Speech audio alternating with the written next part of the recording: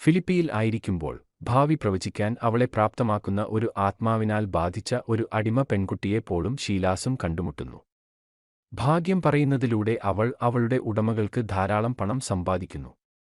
രക്ഷ പ്രഘോഷിക്കുന്ന ദൈവത്തിന്റെ ദാസന്മാരാണെന്ന് ആക്രോശിച്ചുകൊണ്ട് പെൺകുട്ടി പോളിനെയും ശീലാസിനെയും പിന്തുടരുന്നു.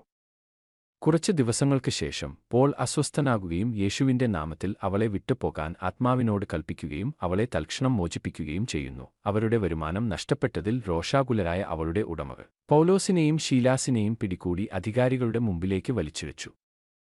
അശാന്തി ഉണ്ടാക്കുകയും നിയമവിരുദ്ധമായ ആചാരങ്ങൾ പ്രോത്സാഹിപ്പിക്കുകയും ചെയ്യുന്നതായി അവർ ആരോപിക്കുന്നു. അവരെ വടികൊണ്ട് അടിക്കാനും ജയിലിലയക്കാനും മജിസ്ട്രേറ്റുകൾ ഉത്തരവിട്ടു. അവ അകത്തെ സെല്ലിൽ സ്ഥാപിച്ചിരിക്കുന്നു, കാലുകൾ സ്റ്റോക്കുകളിൽ ഉറപ്പിച്ചിരിക്കുന്നു. ഏതാണ്ട് അർദ്ധരാത്രിയിൽ പൗലോസും ശീലാസും പ്രാർത്ഥിക്കുകയും ദൈവത്തെ സ്തുതിക്കുകയും ചെയ്യുന്നു. മറ്റ് തടവുകാർ ശ്രദ്ധിക്കുന്നു. പെട്ടെന്ന് ശക്തമായ ഒരു ഭൂകമ്പം ജയിലിനെ കുലുക്കി, വാതിലുകൾ തുറന്ന് എല്ലാവരുടെയും ചങ്ങലകൾ അഴിഞ്ഞു വീഴുന്നു. ജയിലർ ഉണർന്നു തുറന്ന വാതിലുകൾ കണ്ടു. തടവുകാർ രക്ഷപ്പെട്ടുവെന്ന് അനുമാനിക്കുന്നു. അവൻ സ്വയം കൊല്ലാൻ തയ്യാറെടുക്കുന്നു. പക്ഷേ എല്ലാവരും ഇപ്പോഴും അവിടെയുണ്ടെന്ന് ഉറപ്പു നൽകിക്കൊണ്ട് പോൾ നിലവിളിച്ചു. ആശ്ചര്യഭരിതനായ ജയിലർ രക്ഷിക്കപ്പെടാൻ എന്താണ് ചെയ്യേണ്ടതെന്ന് പൗലോസിനോടും ശീലാസിനോടും ചോദിക്കുന്നു.